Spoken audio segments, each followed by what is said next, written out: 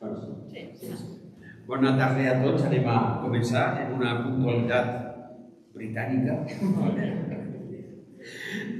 Avui Morella Negra tornem a presentar un altre llibre. Per això hem estat des que vam fer Morella Negra fins ara, a la tardor molt en silenci, però ara ja portem dos setmanes d'activitat i també ja agarrant el ritme, preparant la pròxima Morella Negra com la trufa. Avui fem un llibre un poquet diferent als que estem habituats. Normalment nosaltres sempre portem novel·la negra, però Eva Pitarch, a través del seu germà, que està a l'editorial Al Revés, en la que tenim molt de contacte, ens va enviar el llibre, que com el podia presentar a Morella, i nosaltres ens vam llegir i ens vam oferir a presentar-lo. Ens llevem un poc la part negra nostra, ens tornem més... plans tampoc, no acaba de ser blanc, també té la seva part negra, i vam trobar que era un llibre interessant i que podíem presentar.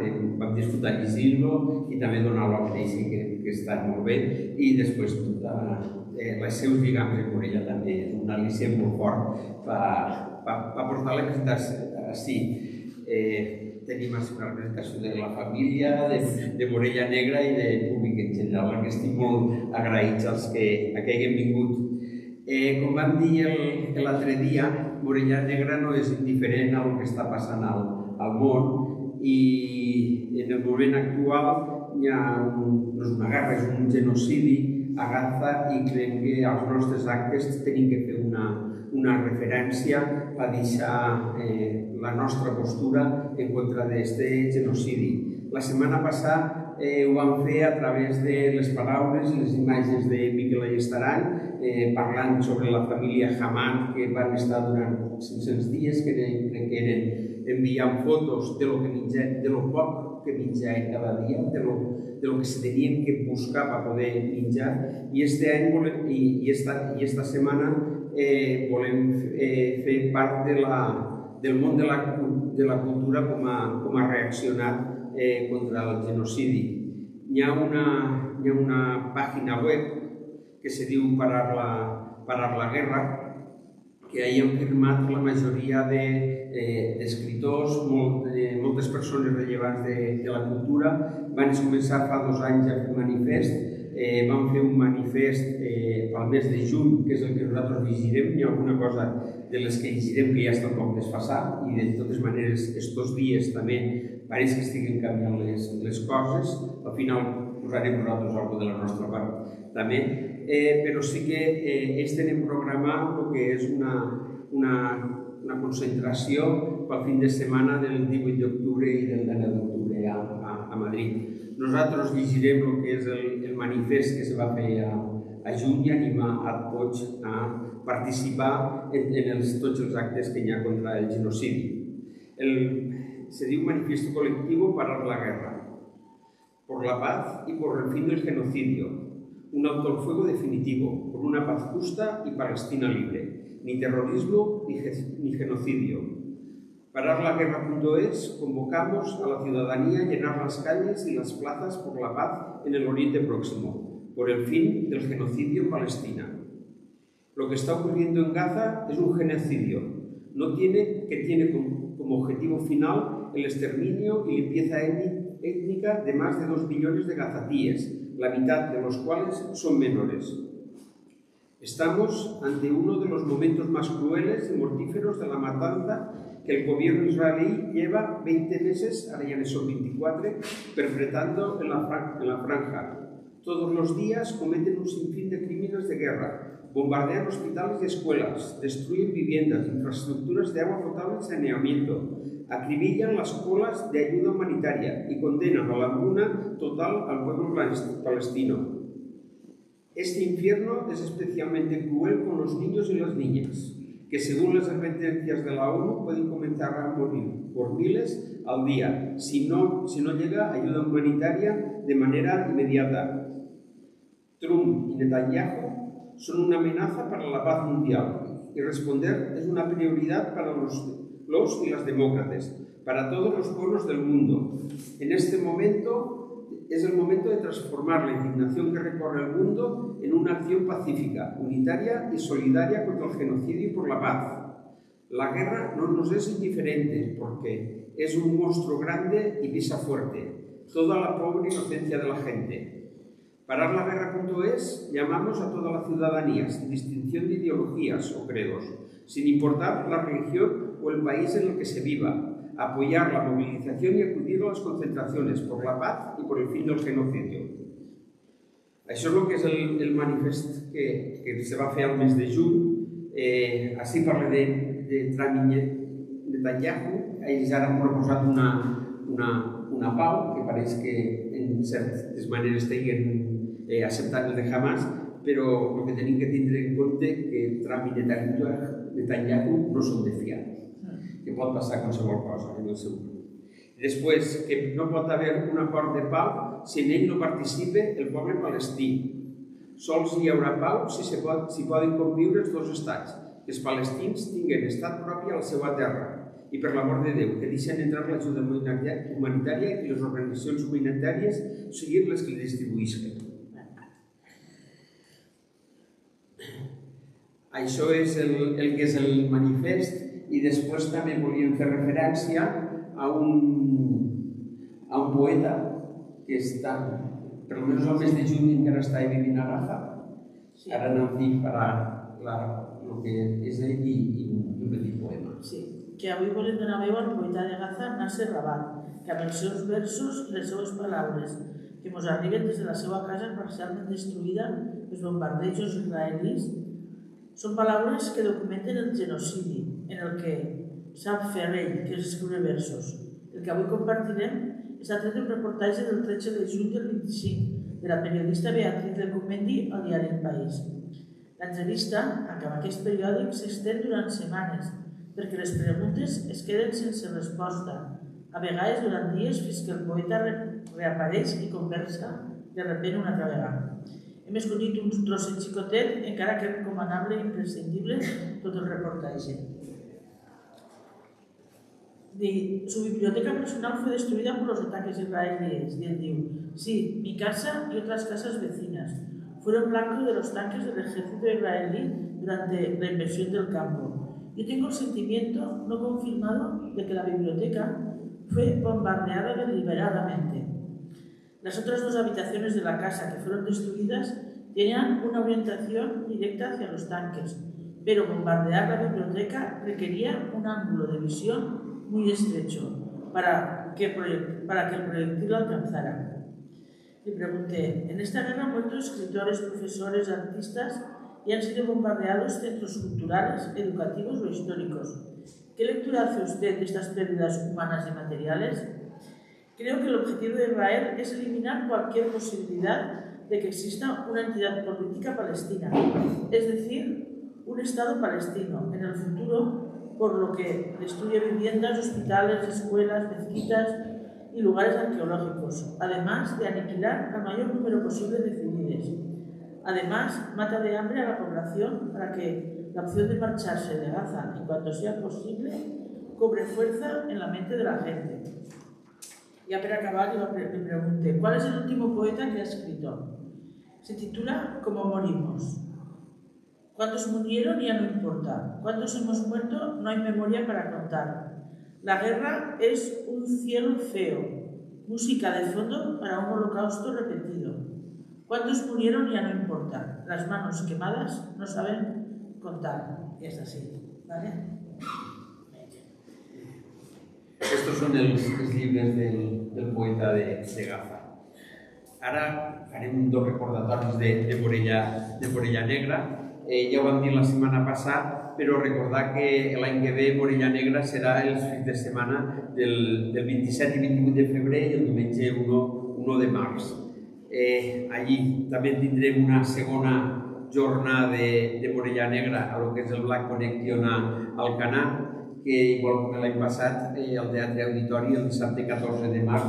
Allí portarem també novel·la negra, però més centrada en autors catalans i valencians. I després, bueno, dos cosetes també puntuals. És que quan me dones la paraula me miren, perquè que, bueno, nosaltres de Morella Negra normalment ho gravem totes les taules i tot. Este any ho tenim tot gravat, però encara ho han passat dins del nostre grup del jurat i del fondo, però no està fet públic. Sí que a partir de la setmana que ve, al nostre canal de Morella Negra com la trufa, de YouTube, sí que posarem totes les taules que van tindre lloc a la Morella Negra de 2025 en obert, per qui vulgui recordar, si algú vol mirar alguna cosa, i així ja anar un poc calentant motors per a la pròxima Morella Negra de 2026. I per últim, també, de moment això ho hem parlat poc, però que sí que la idea és que una vegada hagi passat Morella Negra, ens plantejarem de fer un grup de lectura, ja mirarem com ho farem, també perquè anar informant a la gent, perquè si algú li fa ganes de participar en el grup de lectura, hi haurà alguns, la idea és que hi hagi algun llibre de novel·la negra i que hi hagi algun que no sigui de novel·la negra, no tot, ja veu que no som de novel·la negra. Entonces, si algú està animat, se pot posar en contacte amb nosaltres i a poc ja ho anirem perfilant i suposo que si al final arriba a fi a Morella Negra ho anunciaríem i es començaria després de Morella Negra. Ara sí que ja es comencem en la presentació del llibre de la Pitar i primer té la paraula la subdirectora d'Afers Tecnològics, Maria José. Bueno, ja ni pensava en això. Se sent? Sí, no? Bona vesprà. I avui us presentaré a Eva Pitar, que és l'autora de la novel·la La mentidera, i a la inspectora d'Assumptes Interns Nancy García, que farà de moderadora. Eva Pitar, nascuda a Barcelona i d'arrels morellanes, és llicenciada en Filologia Catalana per la Universitat de Barcelona. Combina la seva passió per la literatura amb la seva experiència com a directora editorial en l'àmbit de la medicina familiar. Un perfil que uneix humanitats i ciència sota la mirada precisa d'un amant de les lletres. La mentidera és la seva primera novel·la. I sobre Nancy, podria contar moltes coses, que sempre resumiré. És la inspectora d'Assumptes Interns de Morella Negra i jurat del Premi Tuber Melanosporum. Últimament s'ha estrenat com a moderadora.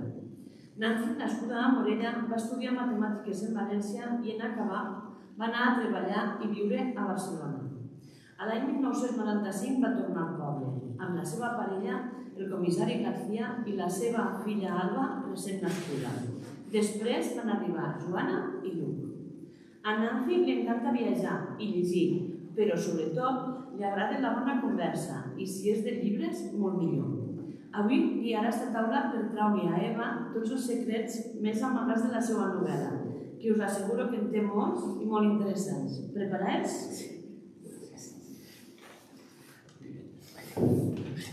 Ara les deixem soles, ja. Ara ja vaig a posar la inspectora i a més. Vale? Muy bien. Anem allà.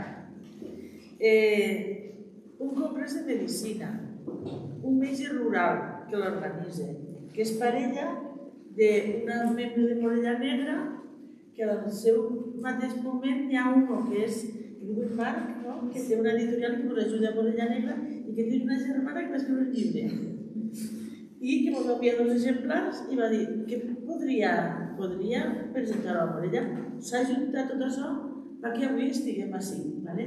Entonces yo casi me estreno de moderadora, ja me disculpareu si algo no és bé, però bueno, tots ens coneixem i sabem aquestes coses. Entonces, Eva, això, La mentidera és el seu primer llibre, com ha dit el comissari, no és una novel·la negra, però jo dic que és molt oscura i té un ritme trepitant. És com un thriller de novel·la negra, però que no és l'acció la que porta aquest ritme, sinó la intriga constant del llibre. Com veieu, és un llibre xicotet, però te fa cavilar moltíssim. Per començar, llegiré 3 ressenyes perquè ens donem un poc compte de lo que és el llibre. Què ho fa que de tant en tant tots siguem alguna mentida? Sovint enganyem els altres per protegir-nos, per amagar el dolor, per estalviar-lo a aquells a qui estimem. Una altra dient, una novel·la que explora el dolor de la pèrdua i l'ús de la mentida com a mecanisme de defensa. I el dol, la ciutat, la derrota, la desolació són part del paisatge que ha de transitar la protagonista, la mentida, la seva manera de sobreviure.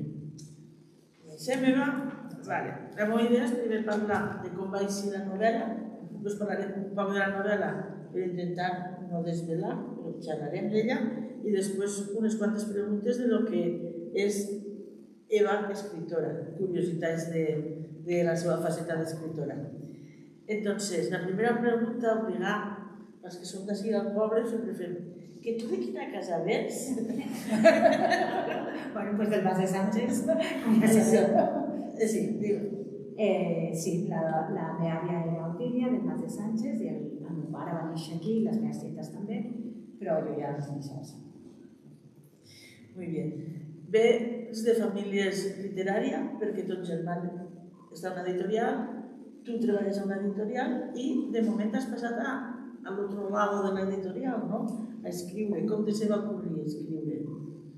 A veure, jo des de sempre la literatura ha estat la meva passió, vaig fer filologia, de joveneta escrivia, però sobretot poesia, i sempre lectora compulsiva, ha format molt part de la meva vida, però per casualitats no em vaig acabar en el món editorial, però en el món editorial científic i no literari.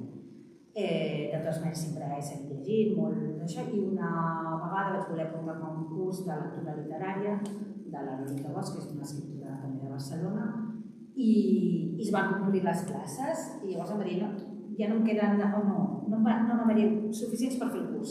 Diu, no puc fer aquest, però pots fer el d'escriptura. I vaig dir, ui, no, jo escriure... Va dir, bueno, el primer any només llegir. I així em va enredar. I vaig fer 2 anys al curs, vaig deixar la novel·la en un calaix, però sempre vaig sentir coquet de posar-hi. I fa 3 o 4 anys vaig dir, mira, ara és un moment vital que estic bé, em ve de gust, i la vaig acabar. I he tingut la sort que l'he pogut publicar. Vale. I com te decidisses pel tema? És un tema molt dur, és un tema difícil i també diríem poc comercial, ¿vale? Sí. Dic, com tries el tema principal de la novel·la? Les experiències, notícies, necessitat de treure-ho de dins teu? Sí, a veure, hi ha una part d'experiència vital, perquè la meva filla gran, que no té 23 anys, ja està perfecta, quan en tenia 6 va tenir un accident que va caure i va tenir un traumatisme cranial. Molt greu, que va estar a l'UCI. Amb molt pocs dies de diferència, el meu pare, l'Artur Pitar, que el coneixia, el van operar del cor i també va estar a l'UCI. Van coincidir els dos a l'UCI molt poc temps. La meva filla se'n va sortir i el meu pare no. I jo vaig passar tot el meu pare i tal, però sempre em va quedar la cosa com hagués estat la meva vida si m'hagués passat al revés. I aleshores vaig agafar un personatge on li passés això, on perdés una filla petita. N'és una experiència vital, però ficciono absolutament l'altra possibilitat de la vida. M'agrada molt a mi la idea d'aquelles coses que et fan giravoltar la teva vida completament, no? Que si haguessin passat, hauria estat d'una manera o d'una altra. I la intenció quina ha sigut de la novel·la? Va dirigida a algú o és com una necessitat teva d'escriure-ho? No va dirigit en cap perfil de dir això?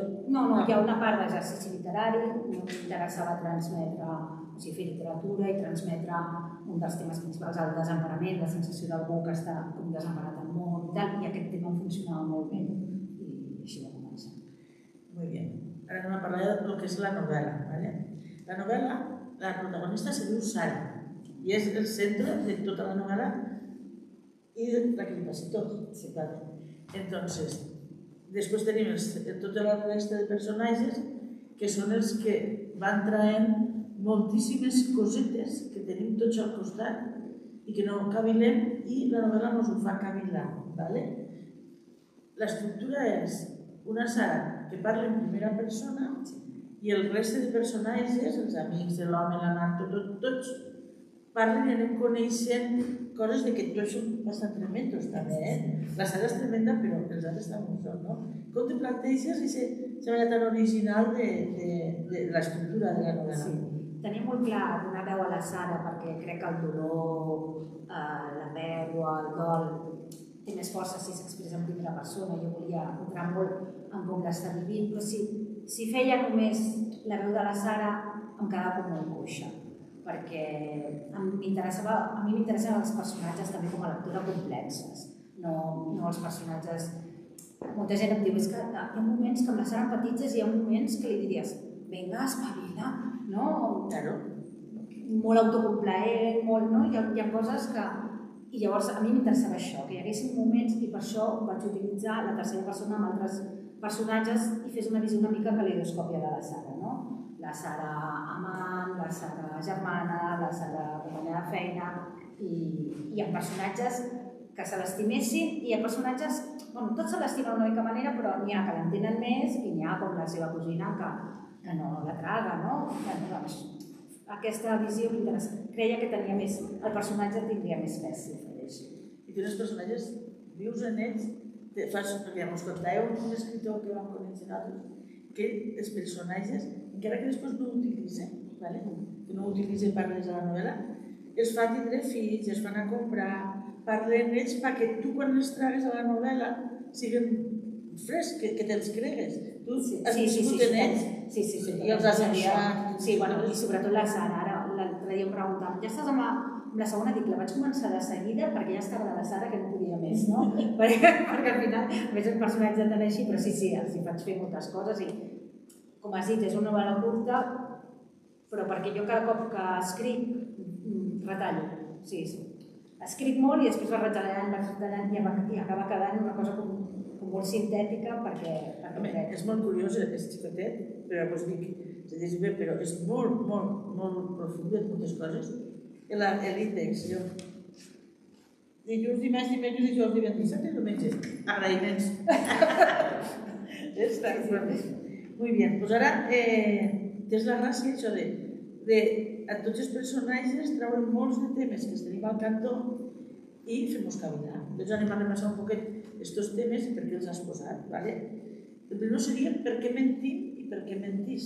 El llibre comença en aquest paràgraf tan contundent. Tothom menteix, m'ho repeteixo una i altra vegada. La mentida és actualment present en tota la novel·la, però mentires gordes, una primera gorda és la que passa la primera pàgina, no desvelo res. La primera pàgina, que l'han tret de la faena, i no, jo no ho dic, ja, i mentixo, i puta, me'n vaig, no? I després com coses tan simples com dir, no, jo no he anat a la peli, porto el monyo tot refet, no? Vull dir, la mentida l'acompanya com una... Parla tu.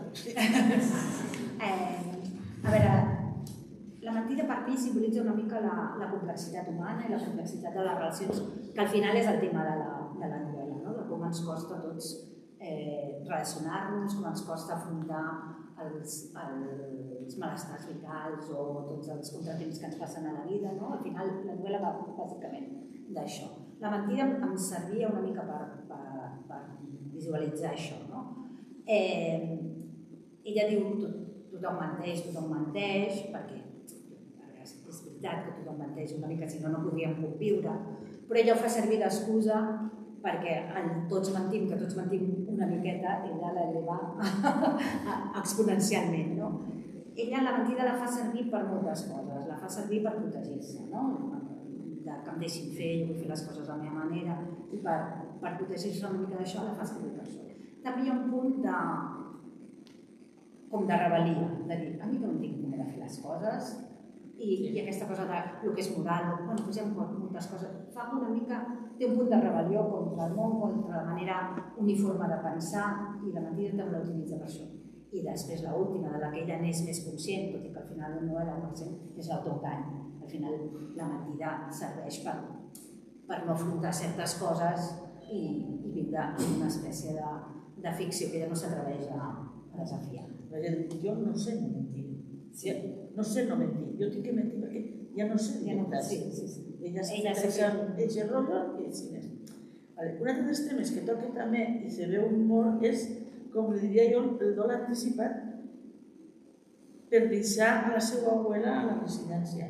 És dur deixar una persona major i te planteges què faries tu i el fill de la Sara te fa cavilar de certes coses, no? Sí, aquí d'una banda la Sara ha perdut molta gent, viscut moltes morts, ho feia perquè m'interessava fer un personatge molt sol, no? I la persona que l'arrela a la família, això és la seva àvia, no? I està enganxada allà com una manera de... com una taula de salvament una mica, no? Però l'àvia està marxant del res, no? I després jo aprofito també el tema de l'àvia, jo aquí he posat coses meves, no? Com tots els escriptors, no? Una cosa que jo m'agrada molt reivindicar és que és aquesta manera a vegades que ens enfrontem als col·lectius, la infantesa, la gent gran, com un tot, no? I resulta que la gent gran tota és d'una manera, tots ens hem d'afrontar l'envelliment de la mateixa manera o l'envelliment dels altres, i el millor és a la residència o el millor és... Bueno, i la Sara una mica es revela contra això, no? Per què això és el millor per tots, no? Doncs el millor per mi i per la meva àvia no és el millor. Després hi ha un altre tema que els tres vam... la relació amb el seu home. Però ella explica com és el seu home, ho explica ella, no? Sí. Quan ella parla per ella. Entonces, claro, potser la imatge que ens han fet del seu home a la novel·la no és la correcta ni molt positiva. Vam estar discutint els tres, en l'home.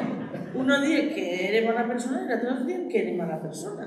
I ara nosaltres no m'hem sabut per 4 cosetes i com parla ella, la Sara, de l'home, és la seva impressió de l'home. Sí, això jo sé, després, quan la gent s'ho hagi llegit, podríem quedar un dia i parlaríem.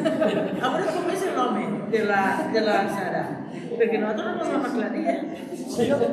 Ho he fet expressament, és l'únic personatge que no li dono veu. No veu el germà, la cosina...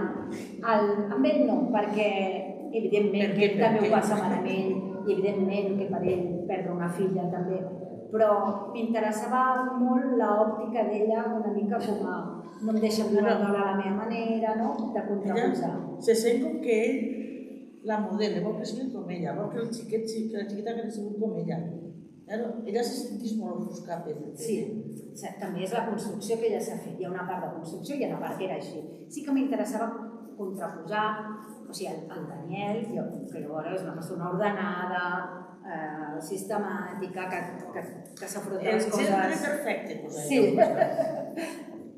I ell, la seva manera de viure el dol és d'una manera. I té tot el dret a viure. Cadascú té el dret a viure el dol com sap, com vol, però el que no té dret i que sigui això, és a dir-li a la Sara com l'ha de viure. Correcte. I aquí és on hi ha conflicte i és el que m'interessa. Ja parlarem quan ens llegim. Després la llibertat. Ella està molt odia, està molt mal i fa part d'això, però d'esta manera ja se sentís totalment lliure, sense faena, en el refugi de casa sa abuela. Fa el que vol. I la gent vol dominar-la, no? Sí.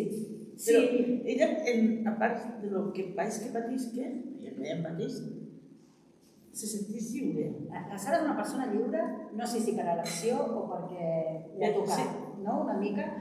Però sí, i per això m'interessava fer aquesta cosa de que l'acomiadàvem, perquè anava deambulant, no? I com esquivant a tothom que la vol trobar i parlar amb ella i decidir com ajudar-la, no?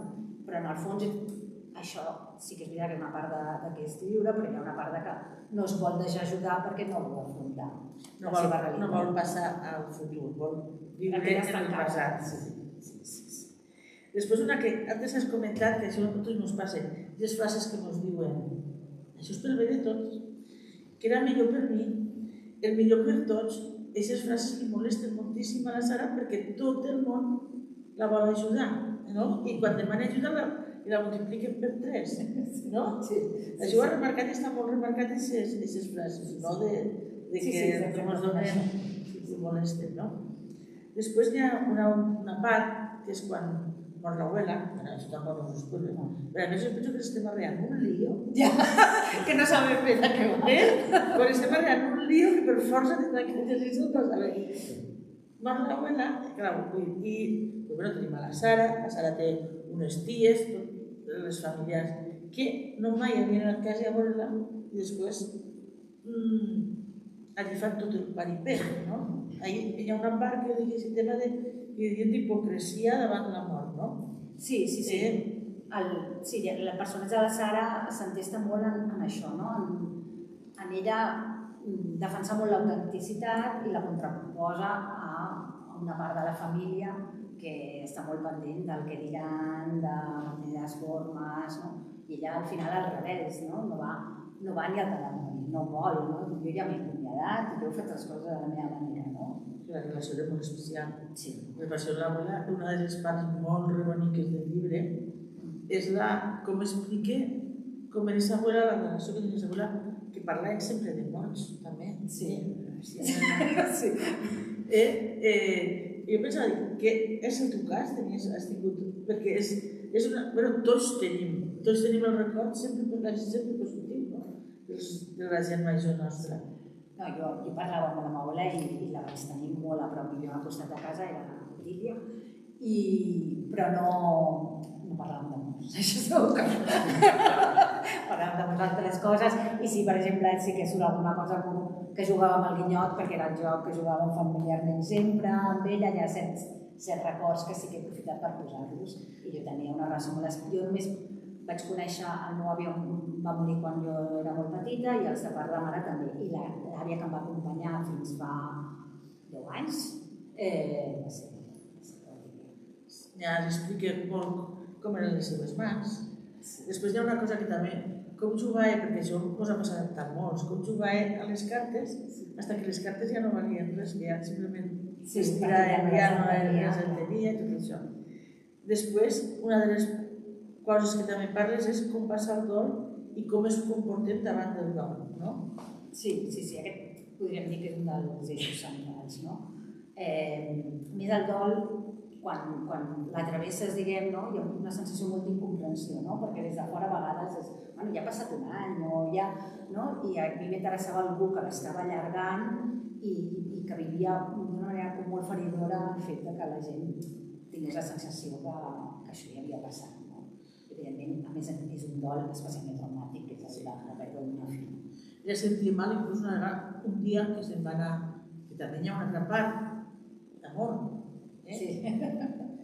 No sols està l'home, que no sabem si és bo o Rory, que també té un amant, que també ho sabreu en seguida, de la novel·la. A més, també fa gràcia que has pogut posar tot home i dona, no? Sí.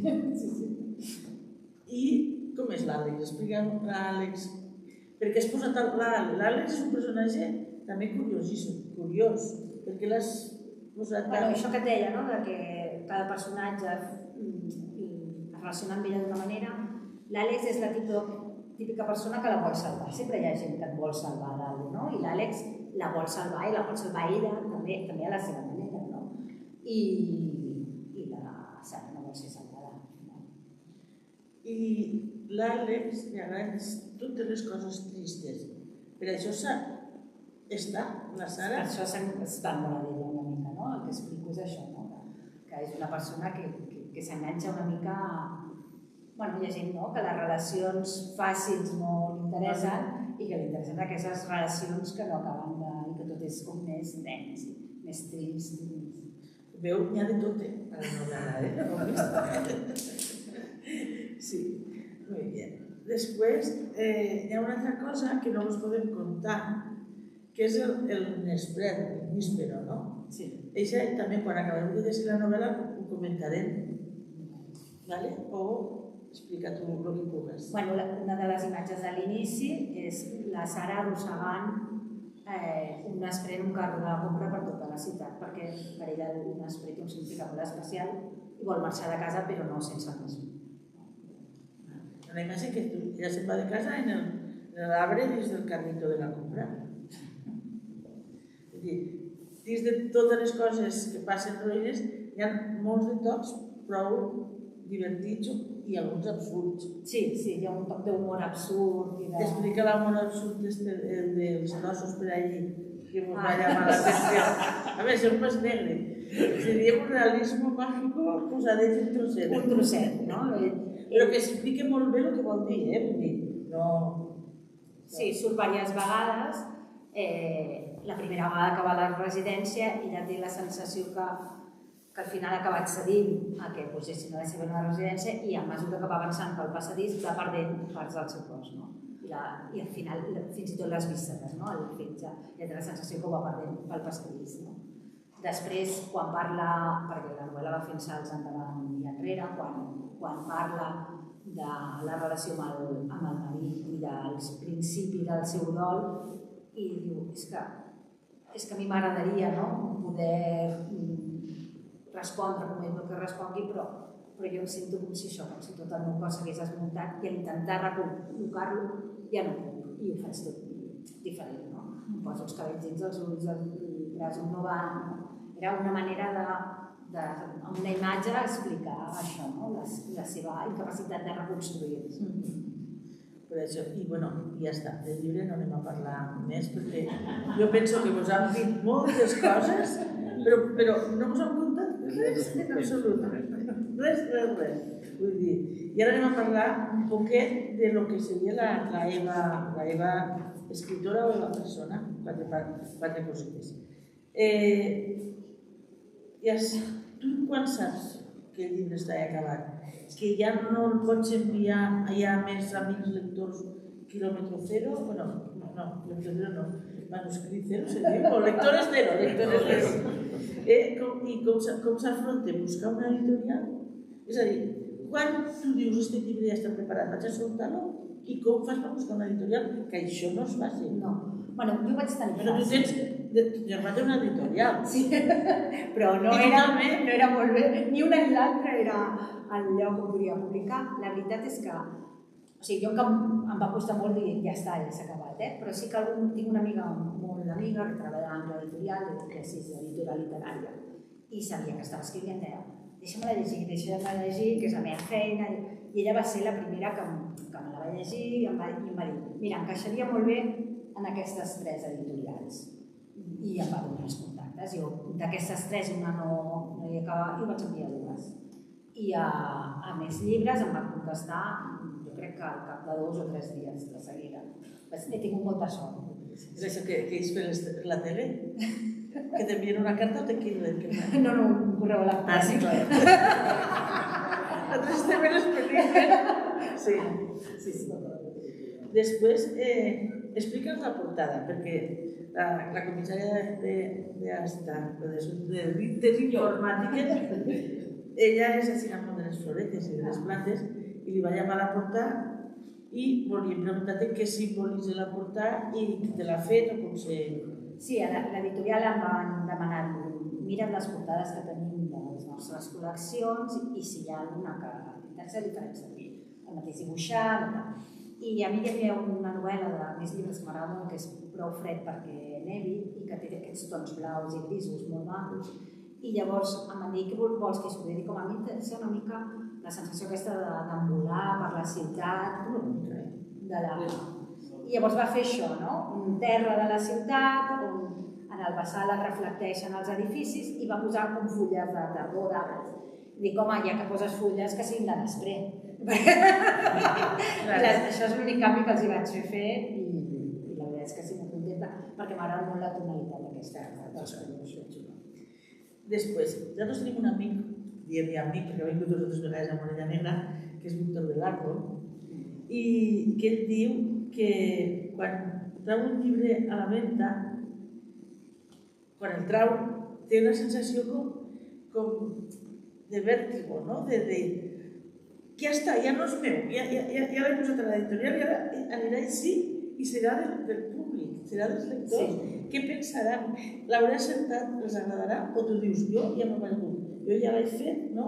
Ja he escrit, m'he quedat, he tret el que volia escriure i això. Te dona temporeta per el que dius, demà és una mica sí, però és veritat que com que no és una novel·la que he escrit en 20 anys i que d'aquí dius, bueno, la meva trajectòria, ha estat una cosa que sí, perquè m'havia de gust, ho he disfrutat amb molta tranquil·litat i tal. Sí que és veritat que a vegades penses, bueno, què pensarà la gent o tal, però no és una cosa que m'hagi deixat especialment.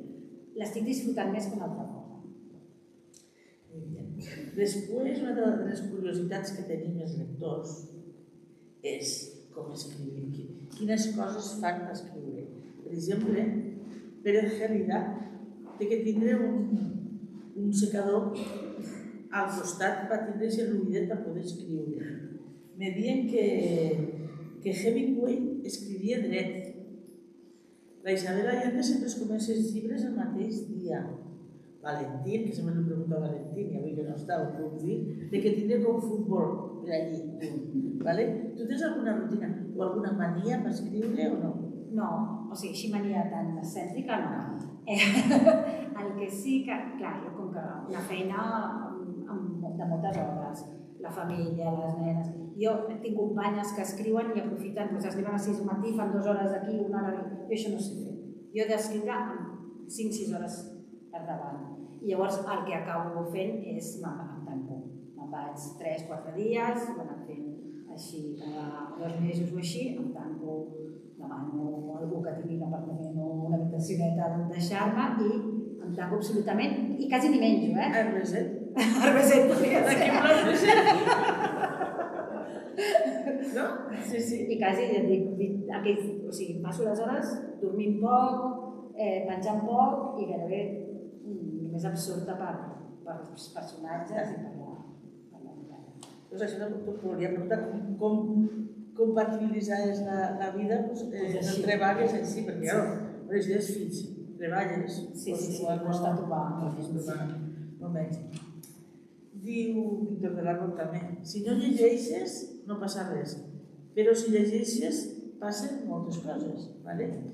Quin llibre hem de llegir perquè ens passen coses? No va dir un Déu, Quin llibre ens aconsellaries de dir, este llibre m'ha agradat molt a mi i us passaran coses si llegiu? A veure, dels últims que he llegit i que per mi ha estat que m'ha explotat una mica el cap, ha estat La vegetariana de Hannah Arendt. Ella m'agrada molt, ja en porto 3, però La vegetariana va ser com molt diferent al que portava llegint habitualment i realment... Us podria explicar un poc per què? Que és diferent. Jo he sentit a molta gent que La vegetariana eren els llibres millors i diferents que havíem vist. És difícil d'explicar, però és d'aquests llibres que entres dins i t'arrossega tota aquesta manera de viure els personatges que fa la Han Kang i a més porta a l'extrem una situació que és de dir vegetariana no menjo carn i la porta a un extrem molt bèstia on arrossega també a la gent del seu voltant. I tu també acabes allà que no saps ben bé on estàs. Molt bé, després, quin seria el llibre de la teva vida? A veure, n'hi ha diversos, però el llibre que jo sempre dic, un cop el vaig llegir, tot el que llegia no m'agradava i vaig estar molt de temps, que tornava a llegir-lo, és Rayuela de Cortázar, que a més com el pots llegir de moltes maneres i començant per llocs diferents i tal, per mi és el llibre que vaig estar molt de temps a dir, és que no puc dir res perquè no m'agrada res, em sembla prou d'això. Per mi és el llibre fetitxe una mica. I després, quin llibre estàs llegint ara? Ara estic... Sí, el porto aquí a la bossa. Un que es diu A 4 grapes, que és de la Miranda Jurat, que és l'argument, porto molt poques pàgines, però l'argument ja és una dona d'uns 45 anys que està així qüestionant-se una mica la seva carrera, la seva feina i tal, i ha de fer un viatge a Nova York que normalment el faria en avió.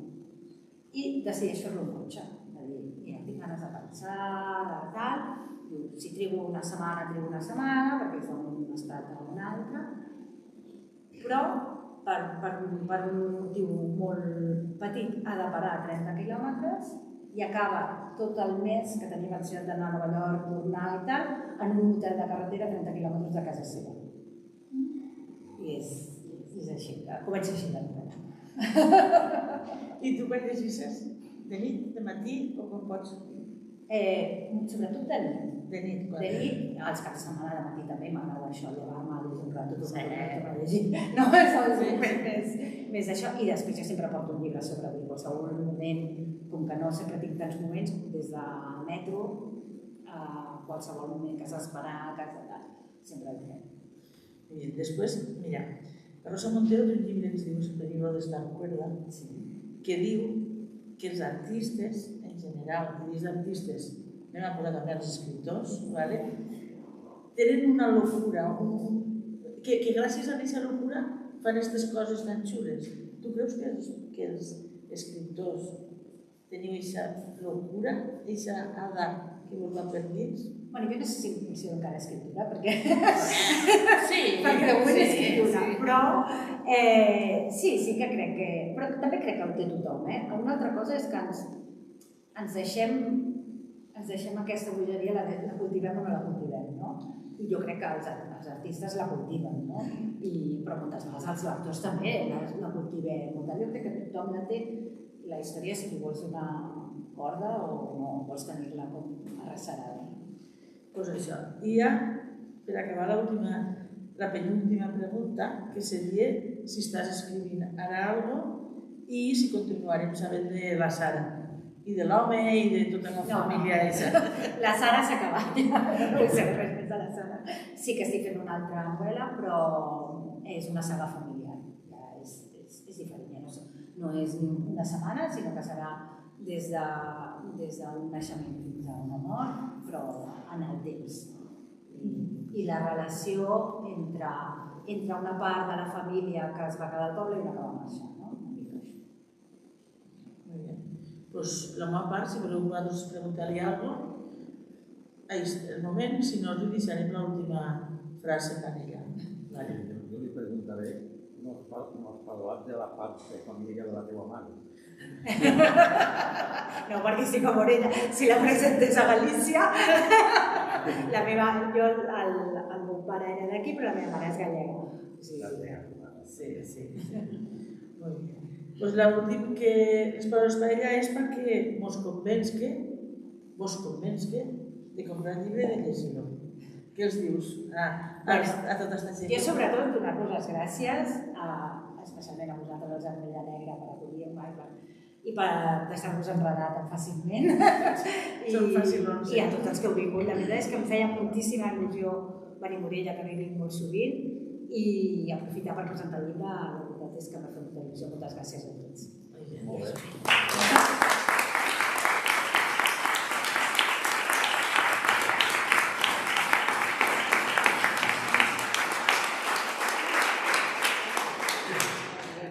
Bueno, molt bé, moltes gràcies a tots, moltes gràcies Eva, moltes gràcies inspectora. I bueno, ara la Eva firmarà llibres, des que teniu els llibres per aquí, passeu per ací i ella us firmarà el llibre i moltes gràcies per vindre a tots.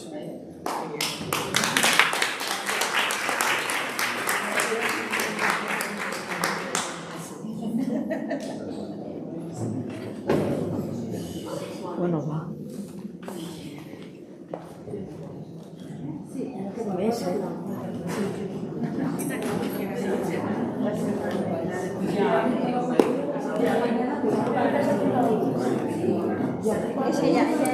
Escolta, que com està el meu fill ahí,